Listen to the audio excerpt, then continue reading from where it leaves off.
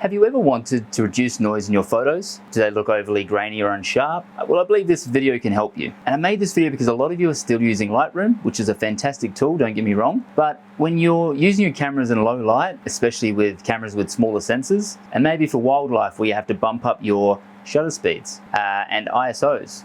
So stay around to the end as I'll explain how I'll test this and other software over the coming weeks. And before you say, what about Lightroom and Topaz, as I said before, we will look at them in the coming weeks, but let me know in the comments, what are you currently using for your landscape and wildlife shots to reduce noise, to improve sharpness and the overall look and feel. And I'm not talking about editing, it's more about the noise factor. And today we're going to look at a software called DXO Pure Raw.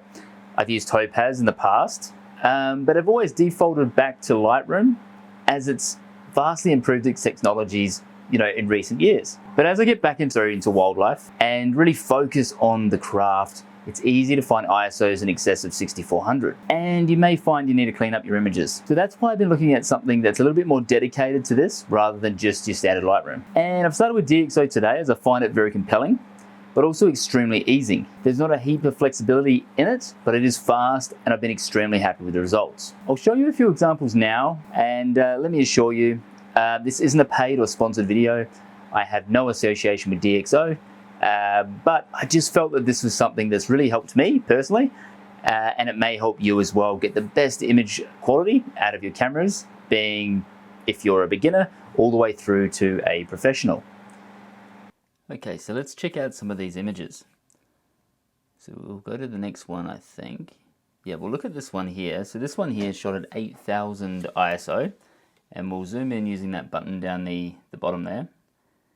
And you can also select that split finder. So what this will give you is the before and after preview. So I've already processed these images to save time for us today, but you can see on the left hand side there, that's what it looks like at 8000 ISO before processing, and on the right side after processing. And in the eyes and in the background there, you can see how grainy and unsharp it is. And after processing, you can see all the the real good detail in the feathers through the eyes, and then that clean soft background as well. So it's gone from being what looks kind of a unsharp and kind of clean image to something really nice. And this is the second image here, and once again you can see that left hand side of the image is very dull and lifeless, and these are all unedited, so these are straight out of camera. But you can see on that right hand side there, as you pull the slider across, just super clean background, no noise. This was shot at 5000 ISO, so not as bad as the previous shot, but still at a very high ISO, and all the feather areas are very noisy, and all the detail seems to be clumped together, but as you process it through DXO, it seems to clean it up really well. And this is probably the worst one in the bunch because it's such a small bird, and it's a very, very tight crop. So I've cropped into this image a lot to show you the detail in the area, and it's taken a little while to process this one, but what you will see shortly is just how much detail it can actually bring back. And as you can see there, it's found all those feather details in the bird, and then really cleaned up that background so you don't lose any sharpness within the bird, but it still allows that background to fall away and clean up that noise, which is sensational. And you can even see obviously the branches in focus, so it's really sharpened that up as well. So that's probably one of the better examples of what DXO can do from a noise reduction piece. And I'm just going to go back and just show you, obviously, so that was shot at 5000 ISO. One of the other examples was at 8000 ISO, and this one here is at 12800 ISO, so the worst of the bunch. And if I slide that slider across there, you can see just how noisy, and you start to really lose detail in both the bird and the background. So it's really imperative that we try and bring that detail back, especially in the eyes. That's what most people focus on, without having to kind of lose too much. And this is just to show you how much of a crop it actually is. So I have cropped into this to show you just how much detail it's bringing back from a super cropped image. And this is probably a better example of that. this is what I was talking about before, so it's actually quite a small area that I'm sampling here, and you can see just how much detail it's able to bring back in the bird, and then also clean up those backgrounds as well. So yeah, it does an extremely good job. And even that one there, again, I've cropped it into a portrait orientation. And I'll just find one more now just to show you some different details. So this is obviously a rabbit rather than a feathered bird. So then again, you can see that sharpness in the eye come back as I bring that slider across there. It just really works wonders on fur, feathers, anything with fine detail, without yeah, hurting things like that soft background and whatnot. It doesn't over sharpen those areas. It just focuses on the subject and really brings us back in. And this is the screen that you'll find when you first open DXO Pure Raw 3. You've got add raw files to Lightbox, or new to DXO Pure Raw, so you can actually just download some sample files that they've got ready to show you kind of how it works. But obviously what you want to do is just click on this box here, and I've obviously got some files here that were that I had ready for the videos, so you can just select a few of these, open those up, and then what it'll actually open is a thing called a Lightbox, which will display the images that you want to process. So you select the ones you want to process. So for this one, we'll just process one of the images. So I've selected this one here. And if we go process now, it gives you a couple of different options. So the first one is deep prime, and if you need any further details, you can just click the question mark here on the side.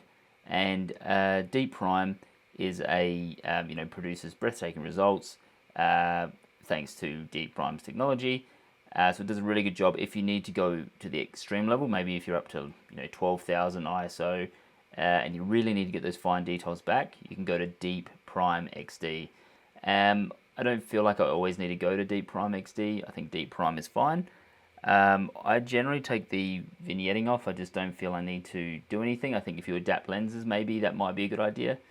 I'll probably just go lens softness standard, depending on what lens you're using, and if you feel that the image is a bit soft. Chromatic aberration, I'll just keep that on. Lens distortion, keep it on. I doubt there's much or any. And then the output format, generally I quite like TIFFs. They're a big file, great for printing. And destination, you can kind of go through this as well. You can export to Adobe Lightroom Classic or Photoshop if you're looking to edit after the fact. So that's a way that you can move from DXO to Lightroom. So then all you need to do is press start processing. I'm going to go use unique name. Got it. And then you can see now it'll show you the processing bar down the bottom, and there's about 2 minutes remaining on this edit. So the more you stack and the more you queue, and you can add to queue as you're going, you can and add more photos to your Lightbox up the top there.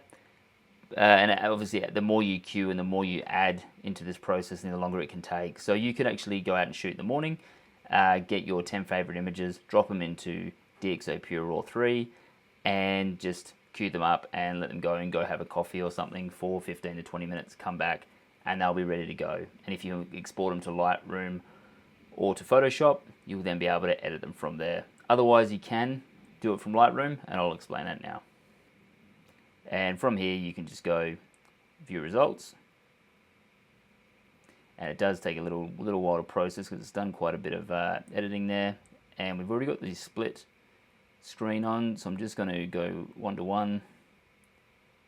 And you can see there what it's done for your editing. So it's that simple, and that's why I like DXO, because I think it's just the easiest thing. Rather than getting into all these different sliders and having to learn a system, you can download this and be editing raw files and denoising them very quickly without too much mucking around, because it doesn't give you too many options.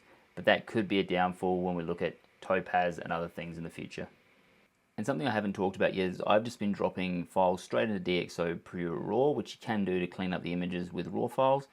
But obviously sometimes you'll want to edit your photos first before applying sharpening and other effects. So what you can do is, if you're in Lightroom, you can edit your photo as you like there, as you can see on the right hand side.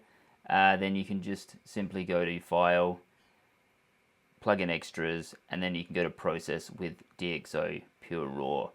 So this allows you to apply sharpening and denoise after the fact, which is something that I would rather do rather than do it beforehand and then edit to that, because you can, obviously the editing process can change the file that you're going to be working from quite a lot. So I think doing that first and then applying your denoise as part of that process when you feel it fits is a better way than just doing it up front. And the other thing is DXO do give you a 30-day free trial period. So that gives you the opportunity to really try it out and see whether it's going to work for you. And that's what I've been doing, and I'll do with Topaz as well. And we'll finish with Lightroom. And we'll, over the next few weeks, we'll look at Topaz and Lightroom with DXO and compare them all together to find out which is the ultimate tool for me. And this may translate to some of your photography as well. Obviously, you may have different needs and you'll have to decipher what within this is going to be the most important. So let me know in the comments what you currently use for your noise and sharpening software. I'd love to know your thoughts. If you enjoyed today's video as well, please like and subscribe. I appreciate your support as always. Otherwise, I'll see you again soon for next week's video. Thank you again.